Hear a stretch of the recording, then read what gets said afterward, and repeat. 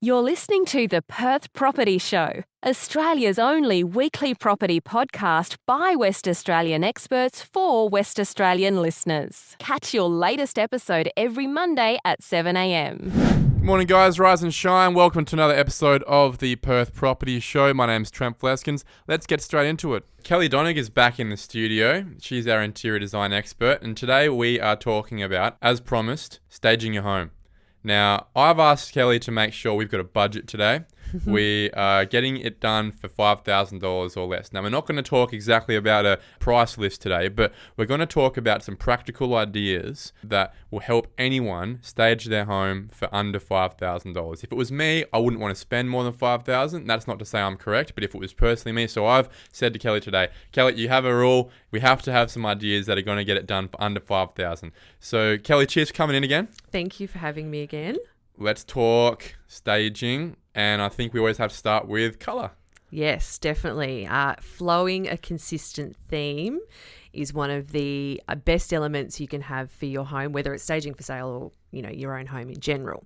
So I have my fancy colour rule, which is well known to all the interior designers out there, but it is the element of having a 60-30-10 rule. What is that? So that is 60% of your prime colour, 30% of your next colour and 10% of your accent colours, and flowing that consistently throughout the home so that you create a nice feeling of flow, and that when people come in, they get that first impression that the home has a nice feeling, and you're creating warmth and you're creating a homely feeling that is unique. And I think that definitely creates a really nice personality for the home too. Kelly, you're talking to a man whose creative expression comes from a different coloured tie every day. All right, I need you to wind it up a second. All right, 60-30-10, give me an example of what is a good prime colour, a good secondary colour, and a good accent colour. Because right now I'm thinking about black, grey and red, and I think that's a bad idea. Yes, bad idea. We're not having red cushions by any means. Okay.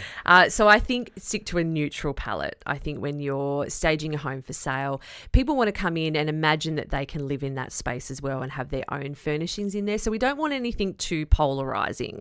Let's move away from bright yellow, bright red, but I think it's also important to research that demographic and have a think about the type of person that's going to be buying your house and the area that you're in. So it's not just one colour palette is going to suit everything? No, I don't think so. I think it's definitely about researching that market first too, but I always encourage a bit more of a neutral palette. So let's look at greys. The whites is also nice and bright. It creates a nice light and airy feel too, particularly for houses or apartments. It might be a little bit smaller and you want to create that really nice open feeling. You can use that cushions, restyling with some throws. Definitely think about what's on your kitchen benches and what's on your coffee tables and in your bathrooms. But let's pare it back, but use a consistent colour theme throughout so that each space flows. So as an example of something that would have a prime colour, would that be the colour of the furniture? Yeah. And then the secondary would be the colour of maybe the other furniture or the throws, and the accent is the cushion and the vase. Is that You've what got we're it. This is easy. See? I'm an interior designer myself. There we go. Exactly. You can stage your house now. It's very simple. It's being consistent. So you might have light coloured oak furnishings throughout your house, so you keep your furnishings consistent with that colour tone. You might have, say, some soft blues or, light blues, light greys. It can be around that 30, and then the 10% might be just that little pop of black, just to bring some life to the space, but not over the top. Depth. Can I say the word depth? Yeah, depth. Ooh. Depth is the right word. All right. Yes. I feel special. Yes. So, okay. And look, before you even start your work, a lot of clients will say, well, Trent, we're building these units or these homes. What colours should they be? And I always tell them, tell me if I'm wrong. And I hope I'm not wrong. But I say, look, you want to have the most blank canvas as possible so that you can stage it with those colours. So I always say, keep it white, keep it whites and greys on your benches. I think so, yeah. So then you can't really go wrong with that, right, as a primary. And then someone like you can come in and add the finishing touches. Yeah, definitely. If it's, I think, for developments and things like that and spaces that are smaller, you want them to feel really nice and light and airy, like we were saying before. So a very sort of light, neutral palette is a lot easier to style with different furnishings and people's own products versus using darker interiors. But, you know, having said that, I think that some of the darker interiors are very much making their way into everyday homes now and into more of the trends. But it's definitely going back to that researching that demographic in the start as well as who your potential buyer could be. You're running a fine line there with the darker side though, aren't you? Because Yeah. if you don't have good lighting, doesn't the darkness, I'm not talking Star Wars here, Yeah. but doesn't the dark side make everything feel a bit closed in dusty? It can do, yeah. It depends. It depends on how you do it, how dark your walls are, if you're going for dark furnishings as well. What are your windows like? Are you getting a lot of light? Sometimes when you are looking at apartments and they may have, you know, big sliding doors and things like that, darker, say, paint and things like that can show up a lot more imperfections. So I think that, you know, a lot of the developments in apartment living always move on to that lighter side. Just things are easier to maintain. Bigger margin for error, right? Yeah. Okay, next. I think this makes sense to me. I'd try and live this every day at my office desk or at work, but just decluttering. Declutter is our biggest stage 2 of any staging for sale. The potential buyer wants to be able to walk into your home or, you know, your apartment and picture themselves living in that space. So if they can see all of your personal items in the shower, on the bench top, in the kitchen, you've got your kids' paintings on the fridge, you've got Auntie Betty on the wall, those types of things. It doesn't really create an environment where they can feel comfortable or imagine their own space. So that is also going to be the lasting impression that potential buyer has from seeing your property. So I think it's really important that they look to declutter and that you remove all those personal items, bring it back to that color rule again, and you might want to introduce some new styling pieces, like we said with the cushions, maybe some new prints for the wall. There's definitely some cheap alternatives to artworks and throws and those types. There's a lot to be said for some of those Kmart products. I've got so much home stuff in my house these days. My fiance is addicted to Kmart. Yes. They've turned themselves around the last few years, haven't they? Yes, exactly. I think that they are very much looking at people who might be staging for sale and also the general homeowner that might want to change up their interiors a lot and restyle. I know we all get bored looking at the same vases and the same cushions, so why not look at those types of ranges from Kmart and Target and Big W. There's some quick, easy alternatives with even the inserts in some of those cushions that you can buy from, say, IKEA, and you can have a nice feather-filled insert that makes it look like a really nice plush cushion. Frames from IKEA that are quite cheap, and you can change out prints inside those when you are staging for sale or, whatever. Frames can be very expensive. So that's a really good idea, the frame side. I think I've framed 3 or 4 things in my life where they've cost $100 for the painting or the piece of art, and the frame is $500. And I'm sitting there going, how? Exactly. So you can easily, like even Spotlight has a great range. I often get those, or IKEA, and a lot of them also have more of a Perspex frame on the front, so they're a bit lighter to hang versus a glass one, which is great when you're staging for sale too. All right. So we've spoken about a few accessories there, I think. That might have been a little bit of stage 3. Are there any other stage 3s that maybe? I think definitely the artwork, cushions. I think also dressing your beds appropriately too. People want How do you dress a bed appropriately? A nice plush quilt. So once again, you can get something that's nice and cheap from IKEA or Kmart or Target. And I always like to double up the inserts. So you could get 2 inserts inside your quilt cover, roll it over at the top so you get that nice thick layer, add in some cushions, nice fresh sheets. Dressing your bed and making it look nice and cozy and comfortable is a really cheap way to creating a really nice aesthetic. When someone walks into that room, they're like, wow, this room looks so cozy. I could imagine having our bed in here. I always see those photos with the beds that have the rug halfway down the back, the Yep. end of the bed. Is that still a thing? Yes, definitely. Yeah, I think if you've got timber floors or tiles, I think having a rug on the floor and on the end of the bed is such a nice way to create some warmth and texture as well. So whether it's on the floor or you've got a nice throw rug on the end of the bed, warmth and texture is everything when it comes to a bedroom. Greenery, though, we've spoken about all the... Yes, greenery is yeah. definitely a must. That's probably one of my top 4 tips. Where do you put it? Are we putting greenery next to the TV or? Yeah, I think you can have greenery wherever you want in the home. It's about creating interest in different areas, and you can also use greenery to create height and interest at different levels. So a nice big plant in the lounge room or say the dining room. Greenery again creates warmth and depth to a home as well. You add greenery to a shelf, take it away, the look is completely different, and it's such a cheap way. And not everyone can afford florals every week, especially when you're staging for sale and you might want to have a few bunches of flowers throughout the house. They look beautiful, but they can be costly. So they die.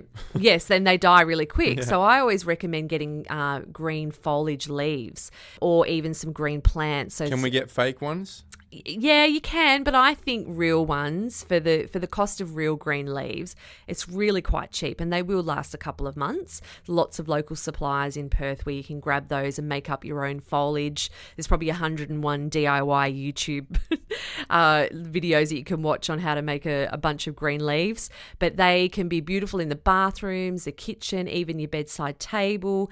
They'll last for months and might get you through your whole staging. Okay, you just put a really good point on the table because then it was YouTube videos. Yeah. Surely we should be having a look at that. I mean, not all of that is gold, but Yeah, just as little definitely. visual ideas to accompany this podcast, for example. Yep. There has to be a few good YouTubers and out there. even Instagram and Facebook, there's so many sources of inspiration out there, but it's bringing it back to that first one around your styling and your aesthetic and your demographic and your colour rule. Once you've got that plan in place, then you can move down to the decluttering, your greenery.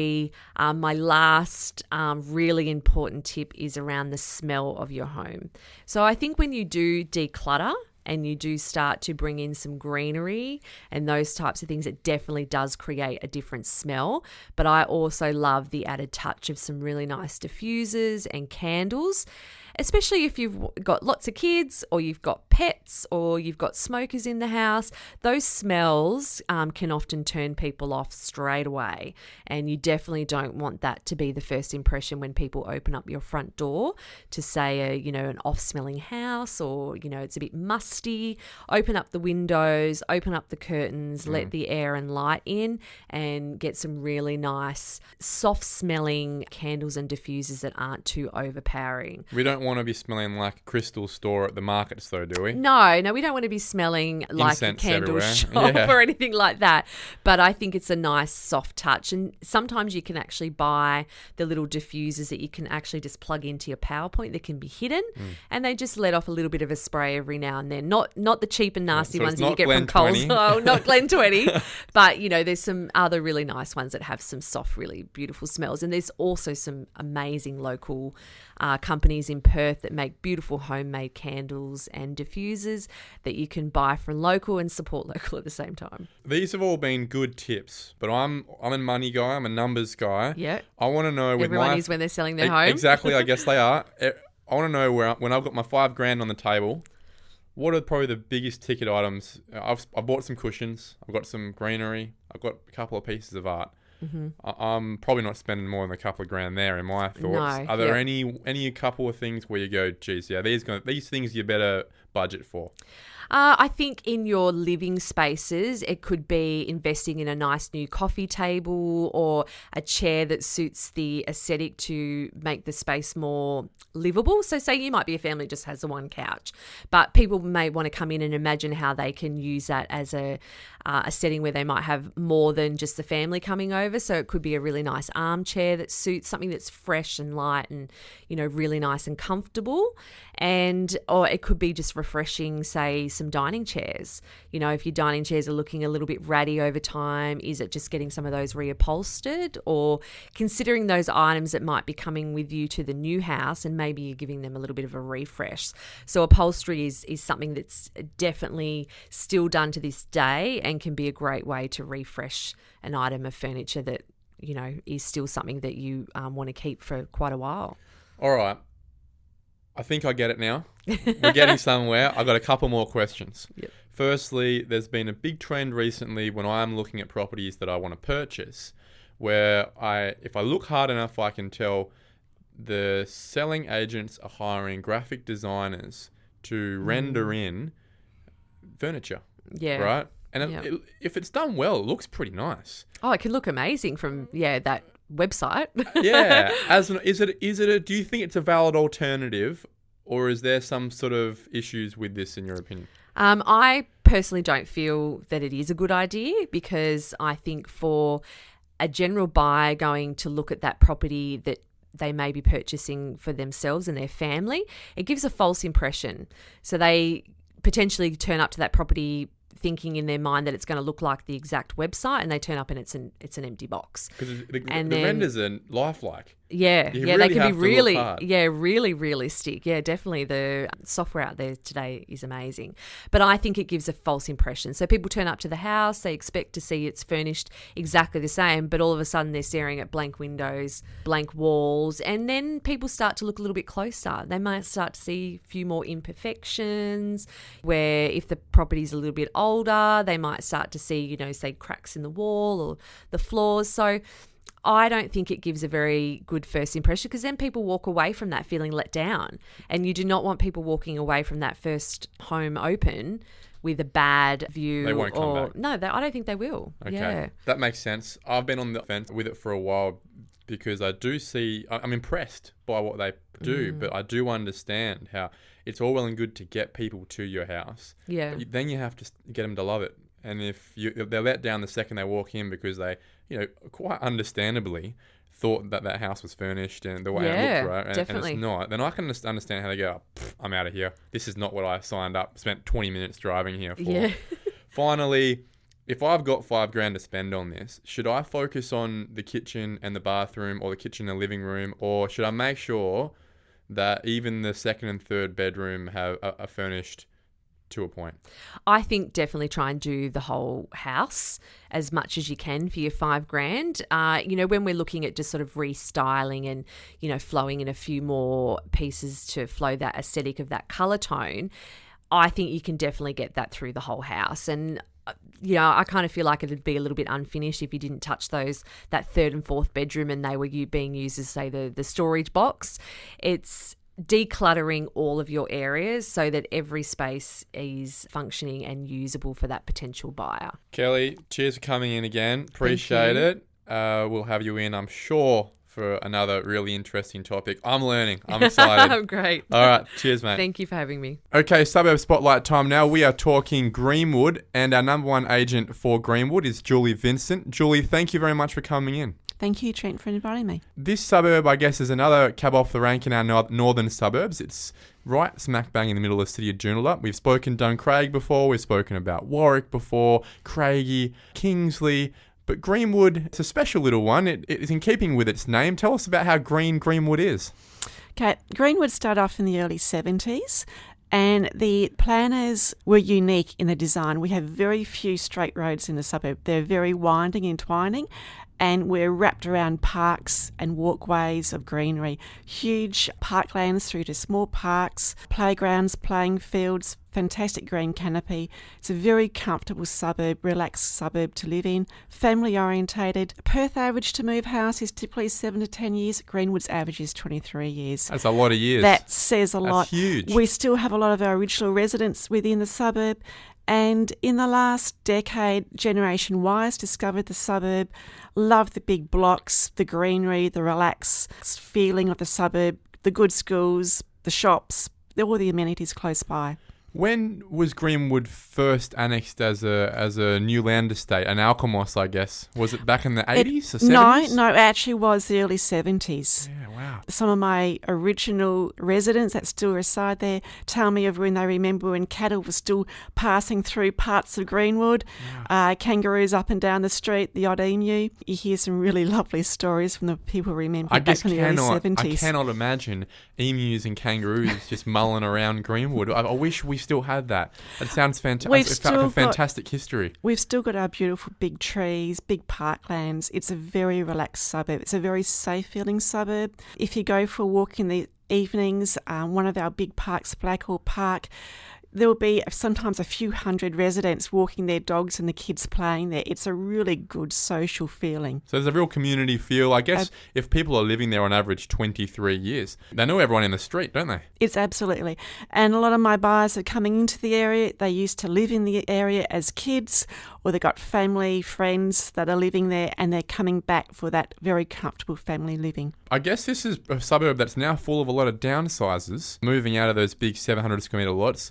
Do they have many options? I guess we can talk subdivision later, but are they struggling for that downsizer option to stay in Greenwood right now? I definitely hear that all the time. My residents love the suburb, obviously, for them to have stayed there for so long. They've got their family and their friends in the network, and they would love to be able to downsize to something still a little bit spaced, enjoy the parklands, but a little bit easier for them to live for Manage. their downsized living. Well, it sounds like a fantastic opportunity for, whilst there isn't a lot of data yet demonstrating it, for people to start thinking about providing those options. Absolutely. We've had very, very few developments happen in our rezoned areas, and there's definitely a demand amongst my residents to stay within the area, come down to something smaller and nice and modern. So who is buying off you right now? What does that buyer look like? Is it a young family with a couple of young kids looking to set up for another 23 years? Look, generally speaking, it's a young couple that haven't yet started a family or have just in recent years got a few kids that are about to start school. The attraction is that our primary schools have got a good name for themselves. They're very, very well community supported. We have a choice of 2 public primary schools as well as Catholic Illawarra Primary, and a very, very good high school that's called Greenwood College that has a very good name for itself. So those make sense. I guess there are a lot of people who have been brought up in the area. Absolutely. Coming back. They're coming back, or they remember auntie, uncle living in the area, going to visit them, and they're finding that is the right spot to live. They're coming into our old homes, doing massive renovations, or coming into one that's already been renovated and just move in and enjoy. Talking renovations, are these properties all, they're all about 40 years old now. Do most of them need a reno? Have most of them received a reno? Or is it a good opportunity for a young couple with a bit of grit about them to come in, buy something that needs some love and upvalue that property? We've got the full range there. We've got the ones that are crying out for almost the bulldozer, through to the ones that have been well loved and very 70s in their decor, ones that have been upgraded in their 80s or the 90s, through to ones that have been fully renovated in recent years. We've also had quite a few of our old tired homes being demolished and fantastic new homes being built, enjoying the big blocks and the green background. Are most of these 3x1s, 4x1s, 4x2s? We are predominantly pretty much split between 3-1s and 4-2s. There's very few 3-2s or 4-1s. So I would say it's a pretty evenly weighted between the 3-1s to the 4-2. Is that based on the estates that were released at the time and the vogue of the estates? I feel so. It was very much the original residents moving in were young families.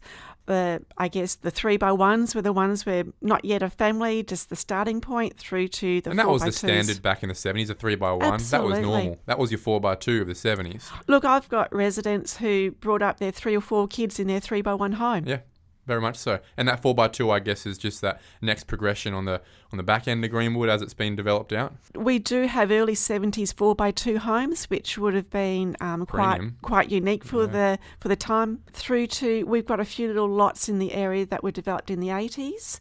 Then there was an old primary school demolished back in the early 2000s, and there's a little estate there. Those blocks tend to be a bit smaller, sort of in the 480s to 550s.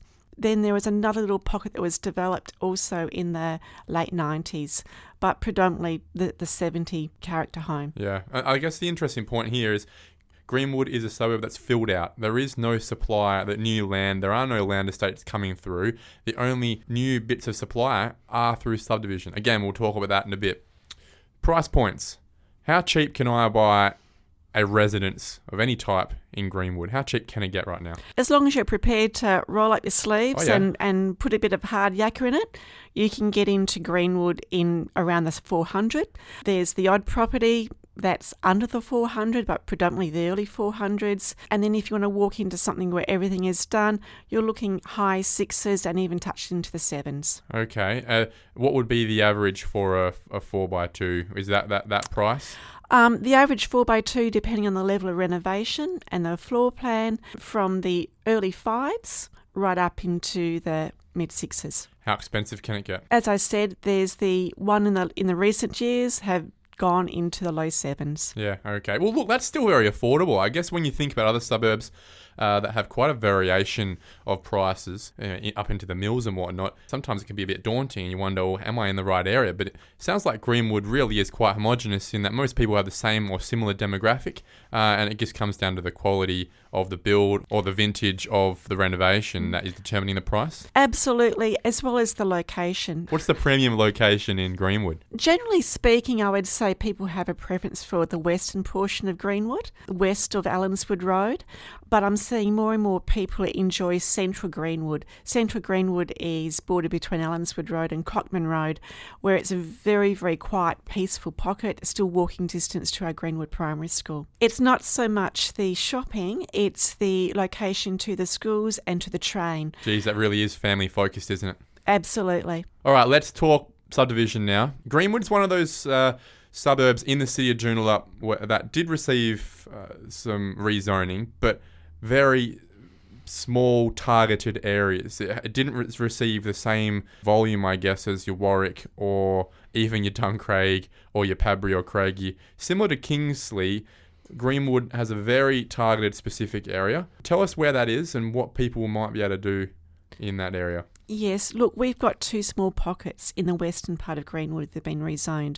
Predominantly R40, so the typical block is now a triplex potential, and a few R60s and a few blocks that are being marked for multi-use. Yeah. They're in the southwest and the northwest pockets of Greenwood, so you're very much close to the access to the Warwick train station in the southern portion and the Greenwood train station in the northern portion. And those areas still enjoy our big parks, a couple of shopping centres in that portion, and the West Greenwood Primary School, Illawarra Catholic Primary, and our Greenwood College. If I wanted to buy into one of these R40 sites, what would I be expecting to pay? What would you be trying to sell it to me for? It depends on the aspect of the block. Its slope, its frontage, its shape. Of course. But you can be getting in around your 470s to 480s, up to the mid-5s for an R40 block. Yeah, well, it's still affordable. It's something, an option people can consider. At the same time, I'm assuming these are pretty tightly held, though. They absolutely are. Yes, they are. The residents that live there love Greenwood and they're not tend to be in a hurry to sell. Yeah, they're not that bothered to cash out. In fact, a lot of my clients are either upsizing or downsizing and staying within the suburb. Yep, not even bothering with the zoning. Corner blocks, though.